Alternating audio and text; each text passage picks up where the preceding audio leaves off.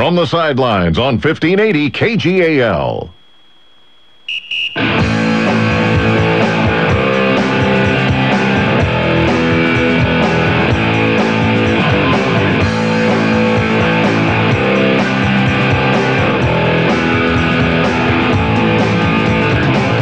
And good morning and welcome to From the Sidelines for a Friday here at KGAL Radio, locally owned and operated, very proud to be local, and pleased to join you each Friday with From the Sidelines. There are people here in the studio. That's Wally Ordeman, that's Rob Allen. Good morning. Anytime now. Yeah, good morning. I'm with you. How do you like that? You know, it's one thing when the audience is ignoring you, and I know that and I accept that. That's fine. I mean, it's not fine, but I do accept it. I've learned through the years that's going to be the case. But when the people right in front of you start dismissing you and ignoring you, then you totally lose your confidence. I'm multitasking.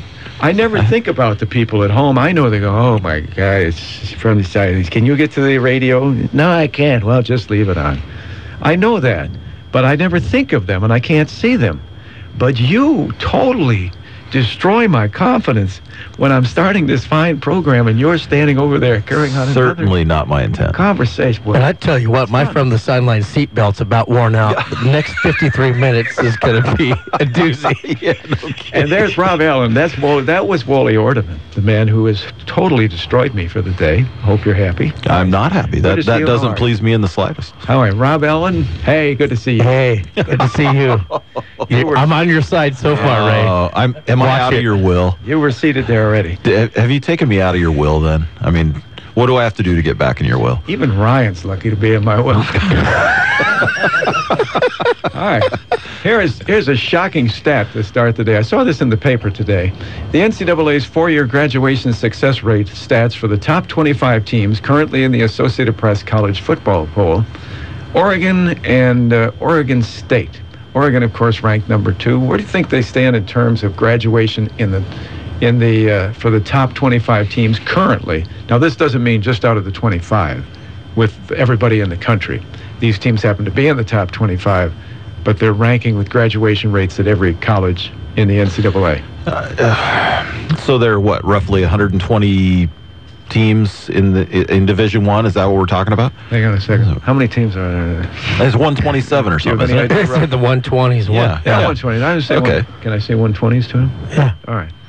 Probably in the 120s. Okay, and you're asking where the Ducks fit in that as far as graduation rates. I'm going to say they're a top 10 school. I'm going to say they're number 8. Are you a U of O graduate? No. Oh, no. With that kind of answer? I was going to say, that's why you got the question so wrong. They're 64th. Is that right? That does surprise me because I know Chip Kelly hasn't. There's an emphasis on academics, certainly. All right. You're not an Oregon graduate. No, I'm not. What are you, a Nike? No. You have stock in Nike? No, but I just, that's what I thought. It was a guess. It was a guess. Yeah. I'm a little disadvantaged here. If you would have given him time to research it, he would have had a better guess for you. You find the answer. I'm not asking him to research it. Is Oregon State higher or lower than that? Now we get to Oregon State. Currently at number 7 in the polls, 5 places below Oregon. But where do they stand in, what was your number, 120 or something? 120 or something. I think it's 127. 120 schools, approximately, Wally. Where does Oregon State stand? Based on your body language and your tone of voice, I'm going to say they are number 30. 30? Whoa. I thought you were going to say 6 or 7. Don't you think you should be saying, I'm asking you this question, don't you think the answer would be like top 10? Using what, I'm just trying to read you, Ray. They're number 60. Oh. But we're better. They are higher. Better. They're higher than the Ducks. And neither one of them is really... Wow. I would have expected Oregon State. I would have expected Oregon, to be somewhere down. Alabama, for example, is number 1 in all the polls. They're 75th. Okay. Oregon is 64th. They're number 2 in the BCS poll. Florida, well, this is the AP poll. Florida is number 3, and they're 75th in the country in graduation, so the Ducks are still doing well. Kansas State now number 4, they're 58th. You know, that is fairly typical for the top tier football programs not to have the highest graduation rates. I just thought Oregon would be different. I really did. Well, I thought maybe Oregon State would be different because they're one of the schools that are not really a football factory, and so perhaps they'd be a little bit higher, but not really. Oregon is 64th. Oregon State is 60th. That's virtually a tie. Where's USC? Hang on a second. Number 5 is Notre Dame. Now guess where they are in the 100th? 97th. 97th. Wow. 97th. Yeah, that surprises me. Isn't that stunning? Yeah. Because the knock on Notre Dame and why they've been down for a while is it's so tough. You have to meet their standards, their academic standards, and how many kids that really want to play in the NFL are interested in keeping up the academic standards as well. But still, they're 97th in the graduation rates. That is surprising. Wow. It is. It's stunning. And this is exclusively football, right? Yes. Okay. Well, I wonder. I'm sure it is. It must be because we're talking just the football rankings. Who's number 1? That's the college I want to go to.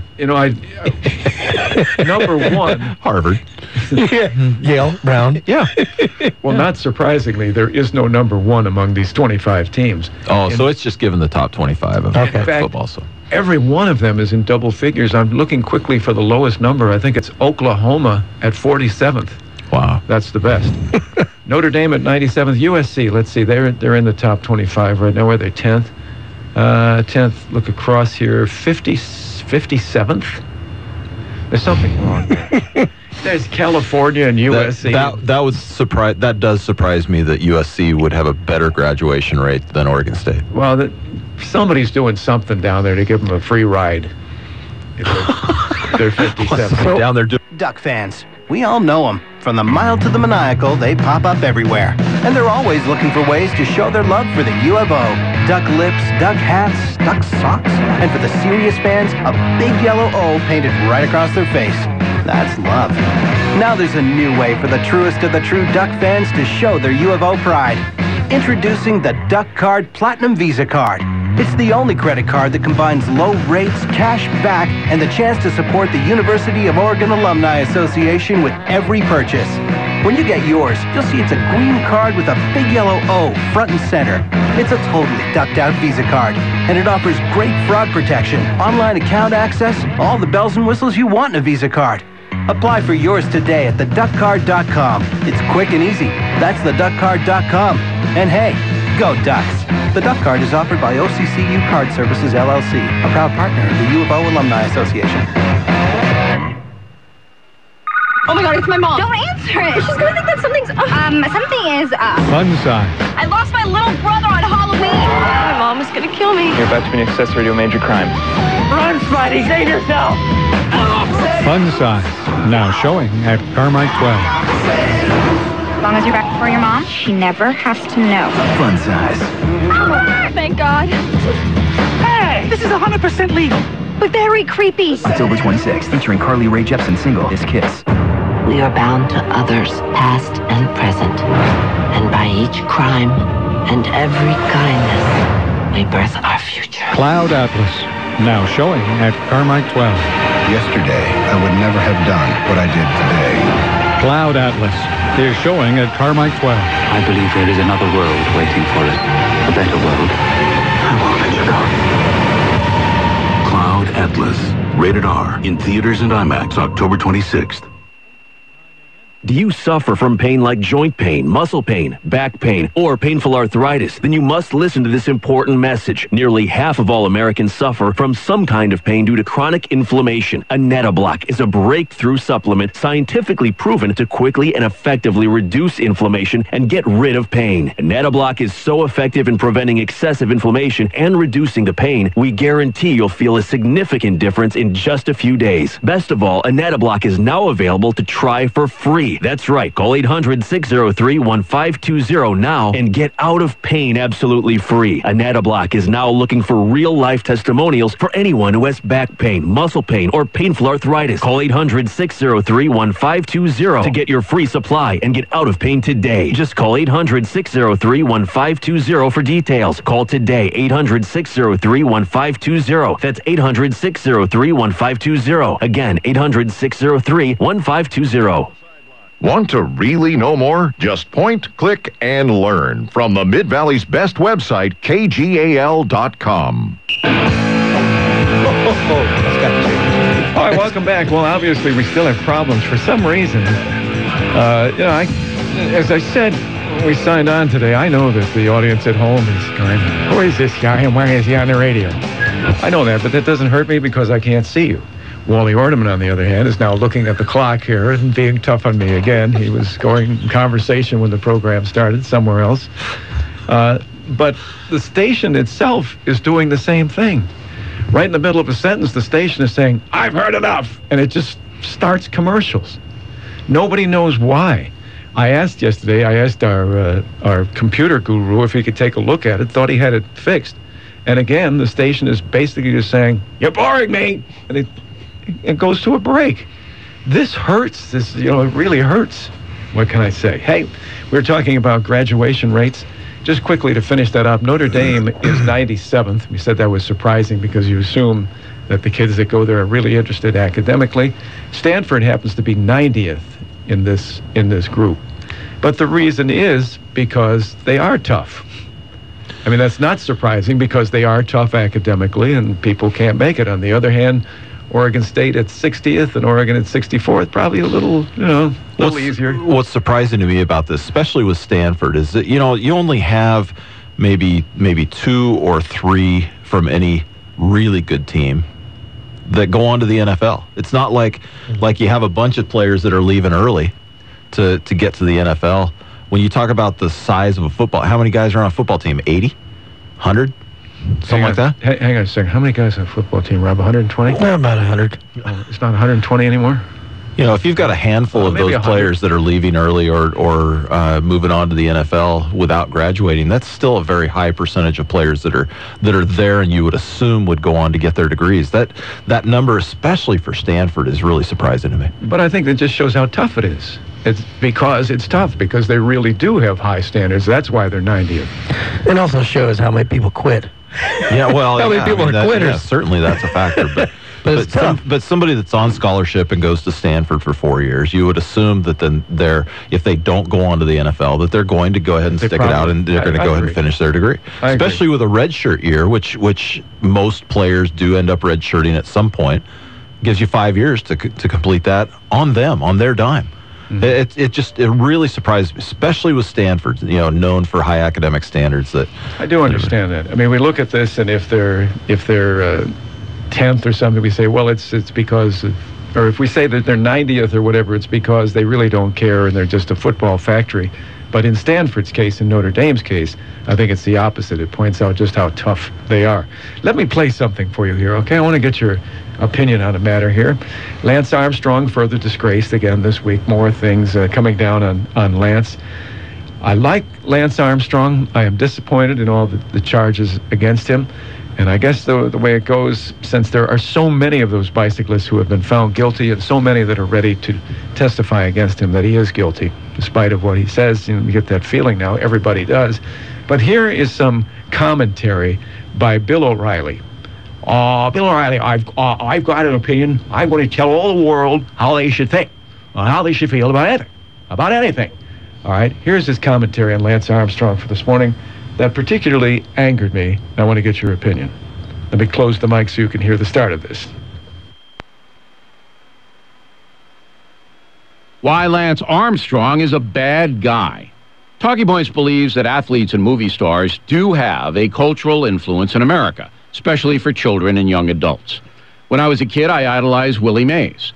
And if I ever found out that Willie was cheating on the ball field, I would have been devastated.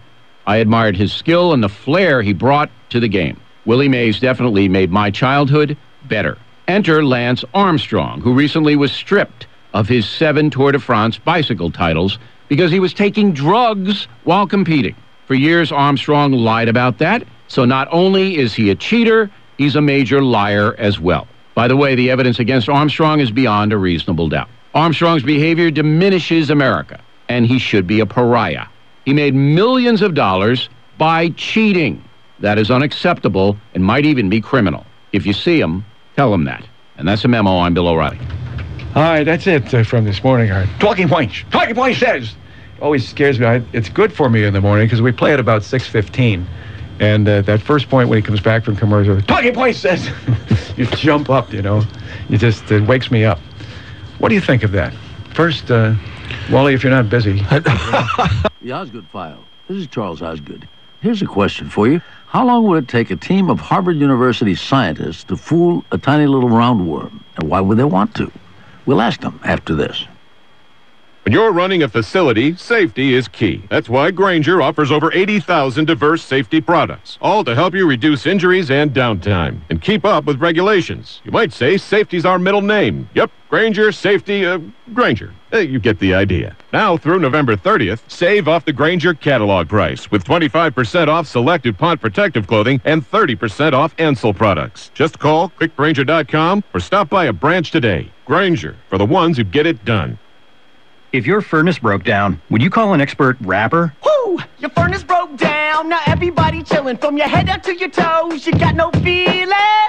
Yeah, no. You'd call the real furnace experts. Service experts. You'll get a written 100% satisfaction guarantee. And right now, get a free service call with any repair. Call Service Experts Heating and Air Conditioning at 866-EXPERTS. That's 866-EXPERTS. Or visit serviceexperts.com. Science seems very odd sometimes. What if you were a tiny little roundworm, so small that you could only be seen under a microscope? And like most living things, you were trying to find something to eat. And a team of very smart molecular biologists at Harvard University decided to take control of your itty-bitty little brain so that they could fool you into thinking there was food somewhere where there wasn't any. The answer is 4 years. That's how long the scientists have been studying the 300 neurons that make up the roundworm's brain and how to control each one, says Professor Sharad Ramanathan. And suddenly by controlling that neuron, we could control turning left or right, going forward or backward. And this neuron receives lots of sensory information. So just by controlling this neuron, we could figure out how the animal should move and remote control it, basically. And then, what's the point, Professor? And then the point was, can we make it think there is food? And just by controlling the activity of this neuron, we could make it think there is food, make a beeline for where the food was supposed to be, except that there was no food. Well, I guess you sure fooled him, didn't you? We were playing with the brain to make it think that there is food. The microscopic roundworm didn't have a chance, not being as high-tech savvy as the Harvard researchers. We are using complex image processing algorithms here. Algorithms. Who could ask for anything more? Well, someday, says Professor Ramanathan. The question further up is to say, can we also start doing such things with higher organisms like zebrafish, where the brain is infinitely more complex, or so it seems, and start asking similar questions in the hope of understanding how biological networks are designed. Science marches on.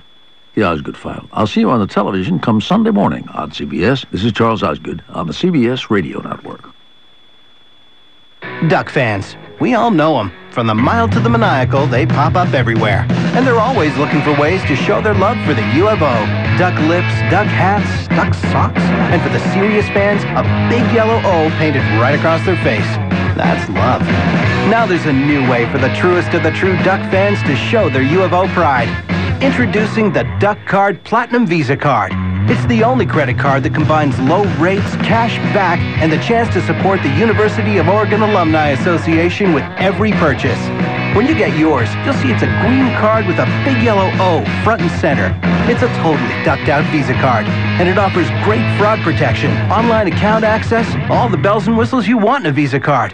Apply for yours today at theduckcard.com. It's quick and easy. That's theduckcard.com. And hey, go Ducks. The Duck Card is offered by OCCU Card Services, LLC, a proud partner of the U of O Alumni Association.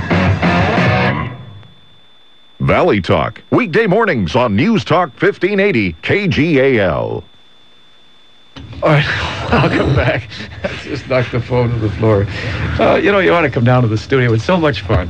I don't know if you're entertained at home, but the people here certainly are. And there's somebody on their phone. Wally, don't let me interrupt you. If you want to take that phone call. I just took a text. It's not that big a deal. I'm not going to stand in the way of a phone. You have a fan. Yeah, they're text. As soon as you go on the air, they're calling in. Yeah, what are you doing there, Wally? All right. We don't take offense at that now. We just went to another commercial without with attending. Yeah, right after you had asked my opinion. Yes. The computer knew it was going to be me. About Lance Armstrong and Bill O'Reilly's commentary this morning. It just angers me. I think he's jumping on the wagon there. I love Willie Mays. If Willie Mays has been cheating, I would have been offended. Well, Willie lived in a different time, for heaven's sakes. There were no steroids or human growth hormone in the days of Willie Mays. I was going to ask you, what do you think if there was in the days of Willie Mays? What might he have been tempted to do? Or Mickey Mantle, or Billy Martin, or some of those people who drank a lot? What would they have done? Instead, the station went to a commercial. They're trying to figure out why. And because it is the time it is, let's go to the phone now without answering those questions and say good morning to Craig Terrell of the Seahawks. Craig, good morning. Good morning to you guys. How you doing? We're having a little trouble with the station. We're at a remote studio where we do this broadcast. The station doesn't want to have anything to do with us, so they put us in a little remote. Rightfully so, yeah. We're banished. So you've only been with us once, but you can understand why. But it's operating from automation and back at the station, and the station's just jumping in and taking breaks when it's bored with the conversation. So that's why we have you on. Hopefully they don't cut us off. Hopefully not.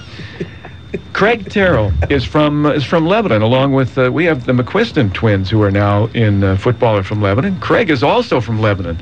I broadcast Lebanon football on Friday nights. Did you know that, Craig? No, I didn't know that. Lebanon, but you're from Lebanon, Indiana. One of the many. Is it Lebanon, Indiana, or Lebanon? Yeah, Lebanon, Indiana. Correct. Lebanon, Indiana. Our station is located in Lebanon, Oregon. And nobody that's not from Lebanon ever pronounces this right. They always pronounce it Lebanon, I'm sure. Yeah. This is true. This is true. I am a Lebanite. I'm a Lebanite over in our hometown. And Rob is from Lebanon. Lebanon, Indiana. You went to Purdue, eh? Oh, yeah, go ahead and take that call. It's not mine. Take as many calls as you want. It's not mine. Excuse me, it's not mine.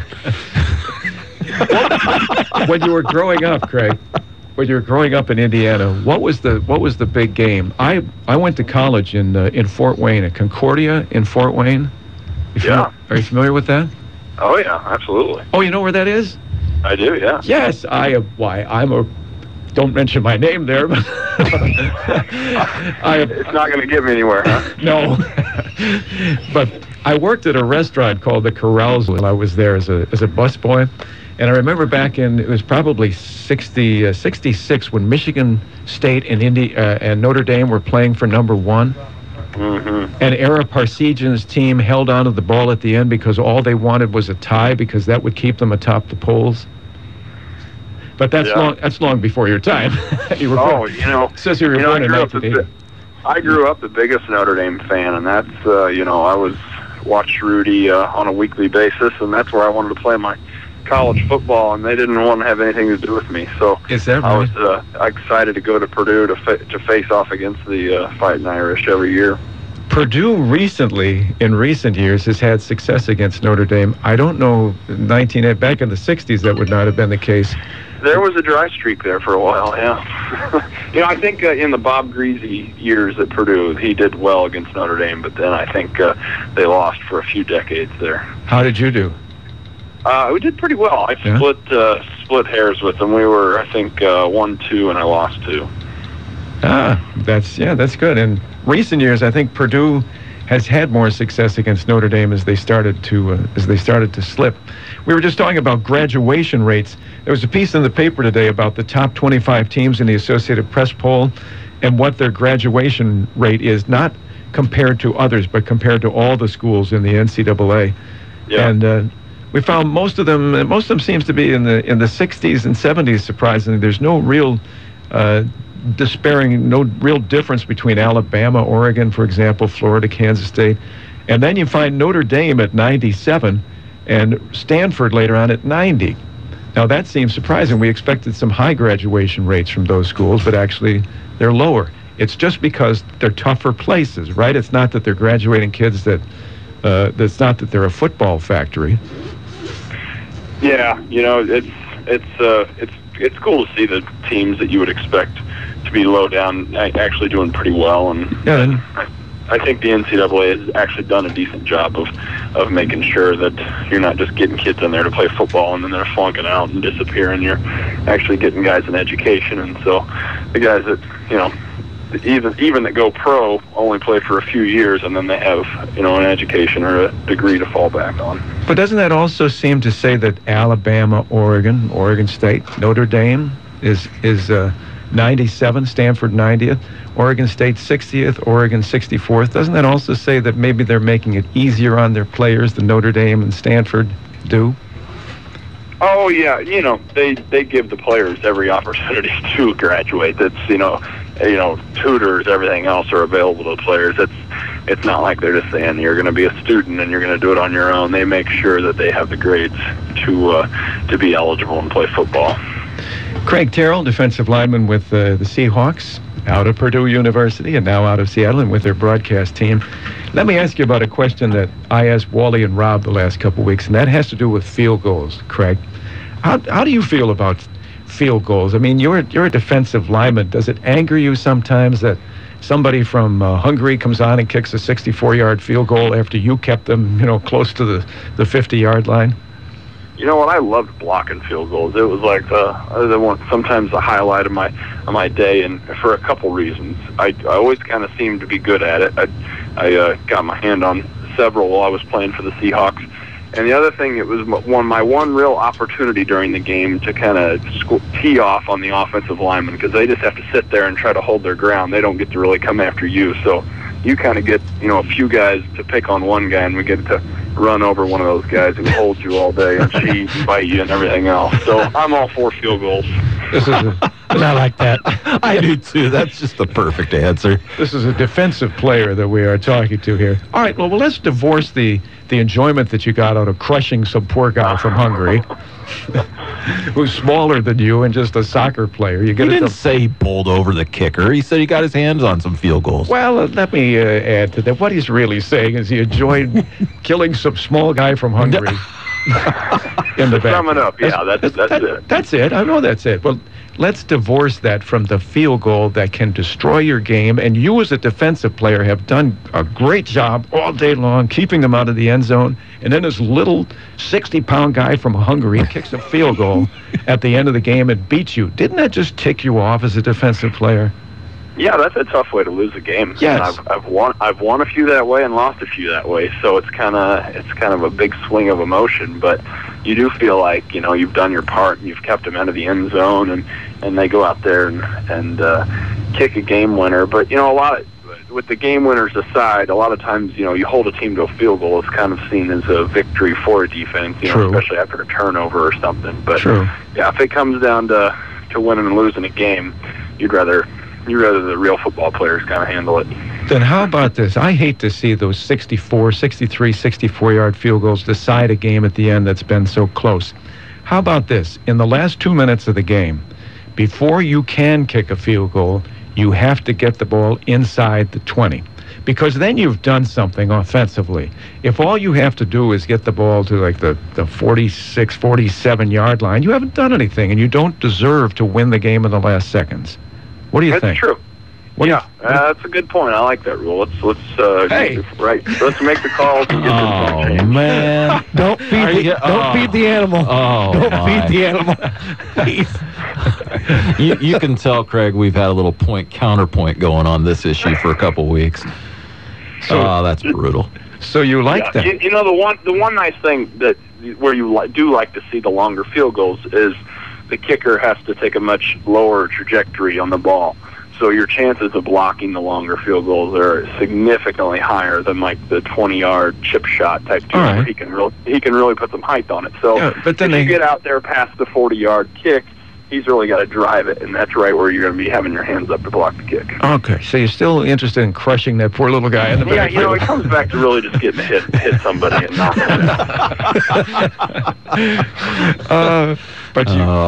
Craig hasn't lost it. You wouldn't mind bringing up a suggestion of a change of that sort for the game? Yeah, I'm all for it. Let's do it. Good deal. Seahawks in Detroit. Seahawks go to Detroit. They've been playing great defense. Another low-scoring game on Sunday? Yeah, I think so. I think Detroit has a pretty good defense. They're kind of like a wounded animal right now, so it's a team that it would be nice to put up a few points and put them down early and kind of get their fans booing them, because it could be a game. It could be a game similar to like the Rams game, where if it's at halftime and it's kind of going either way, you kind of get worried, because they're a kind of team that can rally at home and play well in the fourth quarter. So they need to come out and stomp them right in the first quarter. You're a defensive player. You were a defensive player, so I imagine you take some delight in watching the defensive play. But still, don't you get a little bored with the Seahawks games that are ending in just a couple of touchdowns? Maybe 10 points a game, you might win the game. As an observer, don't you get a little bored with that? Yeah, you like to see a little bit more flash on the offensive side, and I think it's coming. I think defensively, though, that's going to be our trademark now for several years. It's just ball control and be really strong defensively, and then we're kind of a team built with Marshawn Lynch that's just going to pound the ball out and have a great day running the ball, and then we're not going to let the other team score a lot of points, and until we kind of progress offensively with our down the field game, stretching the field, that's going to kind of be our calling card for a while. Willis McGahee was with the Buffalo Bills for a while. When he departed, he slammed Buffalo and knocked their restaurants and stuff. And maybe a group of fans took out at least 4 billboards in the city that declared Willis as trash. Now, Marshawn Lynch appears courtesy of the Buffalo Bills with the Seattle Seahawks. The next time you see Marshawn, ask him what he thought of Buffalo, will you? And then get back to me. That's my home city, by the way. I'll ask him. I think he was really excited to get somewhat of a second chance, kind of more of his own doing. He had some trouble in Buffalo, and kind of, when you get off on a bad foot to begin with, you can you create a lot of opinions about yourself. So I think that kind of tripped him up in Buffalo. He almost had some bad times again in Seattle this year. It sounds like everything worked out okay with that, the charge early in the season. I think it's kind of everything was worked out, and they let the law side take care of it. And it's not a league that you want to mess up with. They kind of don't take kindly to misbehaving students. They put you in the corner pretty quick. So it's one where you want to keep your head on straight, just focus on playing football. There's a possible DUI with Marshawn earlier this year and in Buffalo. Just ask him what he thought about Buffalo, and ask him about Willis McGahee if he knows about the billboards Willis is trash, would you? I'll get that scoop for you. All right, thanks. Hey, Craig, it's very nice to talk to you. I appreciate you taking the time to do this. It's good to speak. We hope we can do it again next week, and good luck to the Seahawks. Looking forward to it. You guys have a great weekend watching football. Thank you, Craig. Thanks, Craig. Thank you. Right, take care. Craig Terrell with the Seahawks broadcast team, too. And the Seahawks on Sunday, because they're in Detroit, it's a very early start. We let those people in the East get up, and they see what's happening. We turn in the news, and if it's been a bad day, we all go back to bed. But Detroit is 9 o'clock in the morning for the pregame, 10 o'clock game time here on KGAL on Sunday. All right, we'll take this break. One of the nice things I think about the Beaver success is we've talked about Mike Riley, and I really like Mike Riley, and I hated it when things were going bad. Thought maybe this was going to be the end of it this year. It's so tough to rebuild at a school like Oregon State when you start to slide. He's done it. And suddenly, instead of these cries for his head, we saw a sign. I think it was really at the Washington State game, a sign, Riley for president. Yeah. Who knew? Good times. Nice. Good times right now, huh? Yeah, it really is. That's nice. Saw some in Eugene. There are little stickers that say Kelly for president, Chip Kelly for president. Presidential. We've had presidential debates, right? Yes. Where were Riley and Kelly? Yeah, we're going to find out. That's correct. In the Church of the Beaver Believer a little later this morning. We'll take this break, I think, on my own. How about that? They must have liked the spot with Craig. The station didn't quit on me. And we will return from the sidelines on KGAL. We're kicking off the season with the best deals of the year. It's the Built Ford Tough Truck event. Time to get the most for your money with Ford F-Series. Great power and amazing fuel economy means no compromises. And that's what you get in a truck built Ford Tough. Like Ford F-150. With a powerful and efficient EcoBoost engine, you get the power you want and the economy you need. Or Ford Super Duty with its amazing 6.7-liter Power Stroke turbo diesel. Super Duty's got everything you need to get the job done. And then then some. So if you're looking for power, payload, towing, and economy, your local Ford store has got the truck that's right for you. And with Built Ford Tough Truck Event deals, there's never been a better time to buy. We're talking big-time savings on a huge selection of America's best-selling trucks. If you're ready for a great deal on a new Ford F-150 or looking to get to work in a new Ford Super Duty, this is your chance to save. So don't miss the Built Ford Tough Truck Event going on now at your local Ford store. Get fit. Feel better. Look better. Get in shape and have fun doing it. Get started now and join the Albany Athletic Club. Since 1979, the Albany Athletic Club has offered a clean, friendly, safe environment where fitness is fun. Play racquetball, lift weights, participate in cycling or yoga, or just relax in the sauna or whirlpool. Group fitness classes from low-impact dance to traditional circuit training. Your children will love the child care. Don't wait. Join today. The Albany Athletic Club over the bridge in North Albany next to Tom's Garden Center. When you look out across Willamette Valley, you'll see plenty of banking choices. But we're here to give you an option that's pretty unique, like no other in fact. Hi, I'm Dave Wood, President and CEO of Willamette Community Bank. We provide an alternative to large national and regional banks by offering customized financial services and local decision-making to benefit local people, local families, and local businesses. How many banks can say that? Willamette Community Bank, service like no other, we promise. Member FDIC.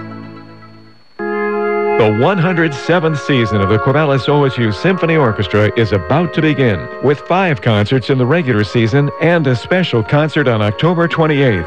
Regular concerts include music from Chopin, Debussy, and Ravel, Strauss and Tchaikovsky, the magnificent Holiday Concert, Bach's St. Matthew Passion with full choir, and the monumental Mahler Symphony No. 5. Warm up to the concert season Sunday, October 28th at 3 p.m. with Halloween with Harry, the music from Harry Potter. Get tickets early and find out about season symphony tickets online at cosusymphony.org. The regular season begins Sunday, November 18th and features popular piano virtuoso Alexander Tutanov on Chopin's Piano Concerto No. 2.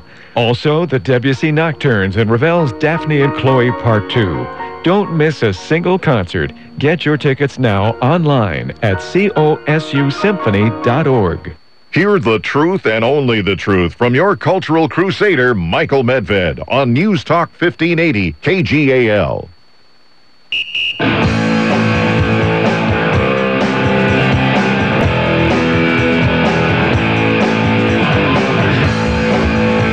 Hey there, welcome back from the Sidelines, done in parts here today. We've given you a little chance to think on something we introduced like 20 minutes ago, and then the station took the break, and we had to, because it was time to talk with Craig Terrell, we did that. Bill O'Reilly's commentary, slamming Lance Armstrong. And he mentioned, I was a fan of Willie Mays years ago. It just seemed like a real cheap one of Bill O'Reilly. First of all, I find him a little arrogant, pompous, and more than a bit offensive. So it irritates me when Lance Armstrong is a criminal. Now, maybe these things are too true, but Bill O'Reilly in his profession, all he has to do to get to the top is just buy into philosophy, and whether he believes it or not, go on and spout that, and he make millions of dollars. He can write books on Abraham Lincoln with a ghostwriter, and they had several facts wrong in each one of the books that he's written so far. But I'm not lying. It's just that we made a mistake. All right, it's just that it's your name. That's the way you make your money. There's nothing wrong with that. Lance Armstrong was a cyclist who was a good cyclist. He was in cycling at a time when it becomes obvious now that almost everyone was cheating. Now, I spent some time in Lake Placid, New York. Lake Placid was the home of the Winter Olympics in 1980. A lot of people come to Lake Placid in the summertime and use the arena to train for skating. I knew a lot of young women back in those days in the 1970s who were training at the Olympic Arena in Lake Placid. They would spend the entire day skating. From morning to evening, they would skate. They would do some demonstrations in the evening for people who came to town in the summer. That was their life. I don't think the ones that I knew were not interested in the Olympics, but they were interested in becoming trainers. So they had to be very good. There was money in being a trainer later in life. That's what they wanted to do. So they spent all day training. Lance Armstrong spent his younger years training, hoping to win the Tour de France. Finally he gets on the circuit, and what happens? Everybody is doping up. I'm not saying that he should have done that, But the temptation was tremendous. This is what he wanted to do and be the best at. He was the best cyclist. But now you have people cheating who are going to be a little better than he because they're using whatever those drugs are, human growth hormone, steroids, whatever it might be. The temptation with what he's done in his whole life to be the best, and he is, except somebody's cheating, the temptation to do the same. You can't excuse that now. You have to take the titles away. But it was more, what I'm saying, it was more difficult for him. And then all these people who are putting down Lance Armstrong now, what if you and I did that same thing and we trained our whole life? All I have to do is come on the air and be an idiot. It's not illegal, but probably... Not yet. No, but it's probably offensive. But you're good at it. It's probably offensive to some, but... and I make steroids? I make millions of dollars for that. If I'd made millions, I wouldn't be here working at 67, I'll tell you that. But that's another story. But I don't have to do anything. I came on and joked last week about the fact that I came on the air, and first thing in the morning when I woke up, I said, oh, crap. You don't want me to come on the radio and say that at 5:30. And I said, I'll tell you, I'm drugged up. I got vitamin C. I just took like 600 vitamin D pills in the car because that's supposed to make me smile. I've got fish oil because that's supposed to fight cancer. I've got aspirin in me that's supposed to fight cancer. I am loaded on drugs this morning, but it's okay. But I'm telling you that just in case you find out. Well, that was a joke. Lance Armstrong's temptation because of what he does and what he had to do is entirely different from anything that you and I will ever understand. What would you have done in the same situation? Can you put yourself in that situation? That's what you're asking me now? Well, I'm sorry, it was lengthy again. Let's go back. You're going to ask me what I thought of Bill O'Reilly's commentary. All right, okay. But if you're going to, I'll answer either one. But if you're asking first me, of all, just would you have been tempted? You can't say. Well, of course you'd be tempted. Because if it's just like with Major League Baseball players, and if other guys are hitting home runs and you're not, you need to juice to make that happen. Certainly the temptation's there. I would like to think that I wouldn't subscribe to that. I wouldn't take part in that. That's very easy for me to say sitting in the chair that I'm sitting in. Well, I think it's too easy then. If what I'm talking about is the extent of training which he underwent and the fact that this was his life and he was good at it, I think he would be the best if everyone were drug-free, but everyone were not drug-free. Imagine the temptation now to retain the fact that you think you're the best, but now somebody else is using an illegal method and getting away with it, and they've taken your title. They're going to take all the money that you could have made from it, et cetera, et cetera. Yeah, we don't know that temptation. We don't know that temptation, but it's still cheating. It is still. I know that. And so you have to there are ethics in athletics too. And you have to be able to draw that distinction between whether I'm going to take part in something that's unethical or illegal, in this case both, and whether you're going to move along in your career on that path. And it strikes me with O'Reilly, even though I think Bill O'Reilly in that clip that you played for us is a little strong, and I'm sorry he tried to draw a parallel with his love of Willie Mays. I mean, that I didn't see really the point of that. You think Willie would juice? One, it's his job to give his opinion. That I don't begrudge him that, no matter how he delivers it. And I don't like necessarily his delivery. But I am also tired of people dancing around the subjects, and I can appreciate Bill O'Reilly not trying to be politically correct, not trying to be overly diplomatic. He's just saying what he feels. Okay. And I think in large part his commentary was right on the mark.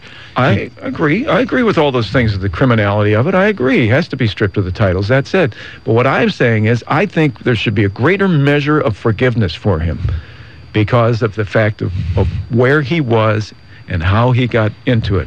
I'm not ready to put him down and say, I'm so good, I'm not taking drugs. I'm not drugged.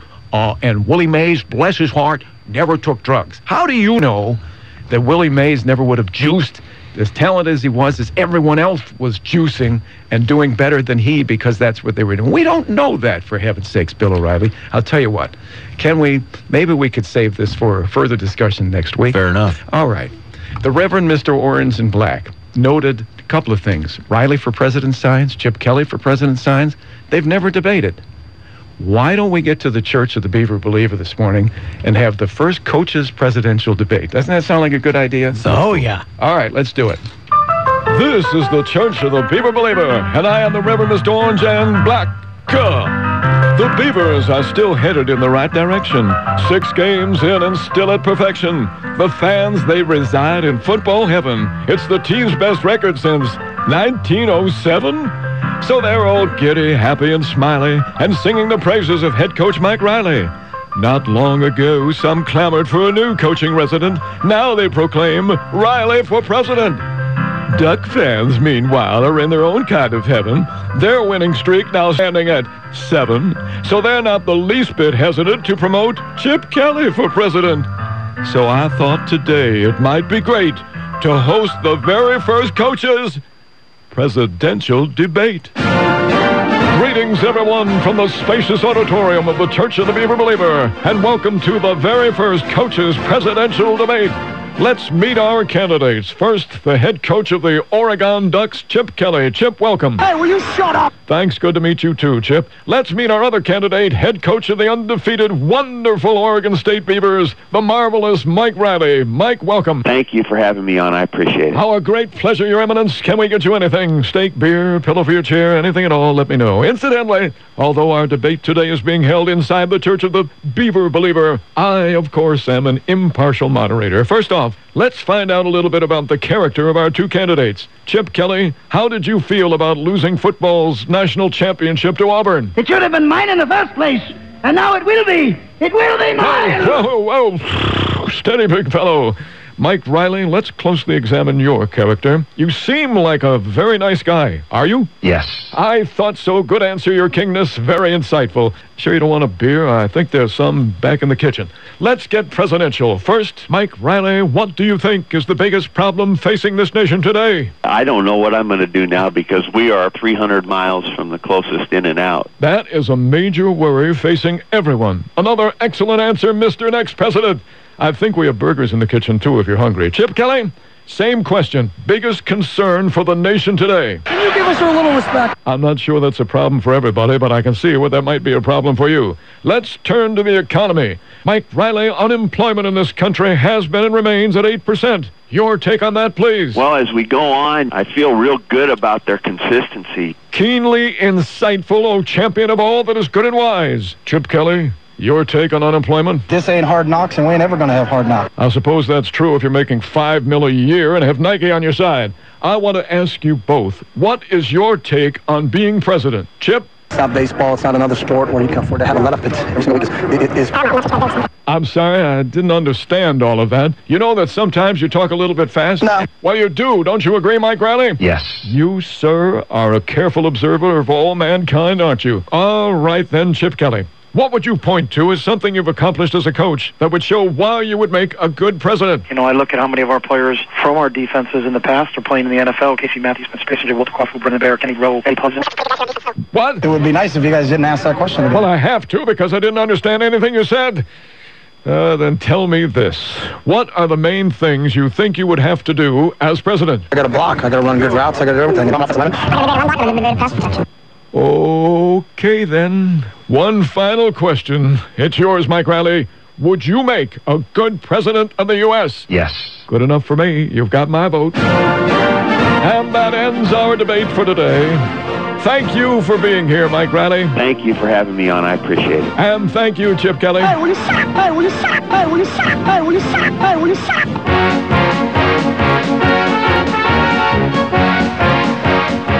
I think that was very fair, very impartial, and we heard from both coaches, and now it's up to the analysts to choose who they think won the debate and who would be the better candidate. I'd have to say, gosh, Mike Riley seemed very presidential. Yeah. Very good. I didn't turn your microphone on. That's all right. I had the wrong microphone on. Yes. Would you agree? Very diplomatic guy. Yeah, winner Absolutely. of the debate. Absolutely. He's a little calmer short answered than Chip. Have you ever noticed some of his answers? How quickly he gets flying when he's talking to the press? Oh yeah, it sounds like that. Yes. All right, then. That's the first coaches' presidential debate. I don't know, maybe we should have another before Election Day, but it's only 11 days away, so I think that will have to suffice. We're going to take one final break and return, finish up this morning from the sidelines. Duck fans, we all know them. From the mild to the maniacal, they pop up everywhere. And they're always looking for ways to show their love for the U of O. Duck lips, duck hats, duck socks, and for the serious fans, a big yellow O painted right across their face. That's love. Now there's a new way for the truest of the true Duck fans to show their U of O pride. Introducing the Duck Card Platinum Visa Card. It's the only credit card that combines low rates, cash back, and the chance to support the University of Oregon Alumni Association with every purchase. When you get yours, you'll see it's a green card with a big yellow O front and center. It's a totally ducked-out Visa card, and it offers great fraud protection, online account access, all the bells and whistles you want in a Visa card. Apply for yours today at theduckcard.com. It's quick and easy. That's theduckcard.com. And hey, go Ducks! The Duck Card is offered by OCCU Card Services, LLC, a proud partner of the U of O Alumni Association. Well, I like to see what the farmers brought from the fields around to the market lot. Seems every week it's a different crop down at the farmers market. Down at the farmers market, the best berries and cherries you've ever seen. Sweet corn, tomatoes, peaches and beans, and cider and pumpkins for Halloween. Down at the farmers market. Down at the farmers market. The Corvallis Albany Farmers Markets are now open every Saturday in the City Hall parking lot at 4th and Ellsworth in downtown Albany and on the north end of the riverfront in downtown Corvallis. And every Wednesday from 9 a.m. till 1 p.m. Again at the north end of the riverfront in downtown Corvallis. Enjoy live music, a large variety of locally grown farm products, and for more info, log on to locallygrown.org. At the farmers market, friends and neighbors gather round. At the farmers market, see what can be found. There's fruit from the orchards and produce from the ground. And you can meet the folks who grew it when the farmers come to town. Robert Mercer, a Wall Street hedge fund billionaire, has spent nearly $1 million to defeat Peter DeFazio and elect Art Robinson. Why? Simple. Art Robinson signed a pledge never to raise taxes on billionaires, and he wants to deregulate Wall Street. Robinson and Mercer, the hedge fund billionaire, have one goal: stop Peter DeFazio, who's one of Wall Street's strongest critics. Peter DeFazio has a long record of standing up to Wall Street and the banking industry. He led the fight against the $700 billion Wall Street bailout, and he pushed for stronger consumer protections against abuses by big credit card companies and Wall Street banks who care more about profits than people. And Peter DeFazio voted to impose new regulations on banks and subprime mortgage lenders who caused the financial meltdown. Art Robinson owes Wall Street big time. That's not what we need in a representative. I'm Peter DeFazio, candidate for Congress, and I approve this message. Paid for by DeFazio for Congress. Your voice of reason in the West is Hugh Hewitt. Weekday afternoons at 3 on Smart Talk 1580. You know, maybe we should put together some ads for Chip Kelly and Mike Riley, what the ads would be like. They're not currently running any ads on the radio. Put together their strong points, put together some ads for the two of them. And I, of course, am running for president. I expect to be elected in 11 days. And maybe I should debate the coaches. And you have a debate. Oh, I forgot that microphone. I got everything else turned on, but I keep forgetting there are three. And do you have a running mate? That's what you need to have as a running mate. You still have time. Possibly. There's a lot of people interested, I'm sure. I think that I am a very enterprising president. I think I have a lot of good ideas. My idea is for a vice president would be you pay me and you're on the ticket. Why not? I mean, isn't that the way it works in most politics? You give me something. That's the American way, right? You get what you want. I hear the music, which tells me to remind you about Seattle and Detroit, Sunday morning, 9 o'clock for the pregame, 10 o'clock game time. Ducks in Colorado. Finally a day game for them, and it's not really an interesting one for the fans. The Ducks in Colorado start at 10:30 for the pregame tomorrow, noon for game time. And the football tonight, Corvallis will host West Albany. Wally and Ryan will be there at 7 o'clock. Dallas and Lebanon, that's a key game. Maybe they could be in or out of the playoffs depending on who wins tonight, and then their judgment of strength by the USAA. So it's big. Dallas and Lebanon tonight, 7 o'clock with Rob. Thank you, Rob. Thank you, Ray. Have a fine sports weekend. We'll talk more about the Lance Armstrong thing and forgiving him next weekend. It's all I'm saying is let's not forget, but forgive. Around the clock, around the world. Your first choice for information is News Talk 1580, KGAL, Lebanon, Albany, Corvallis.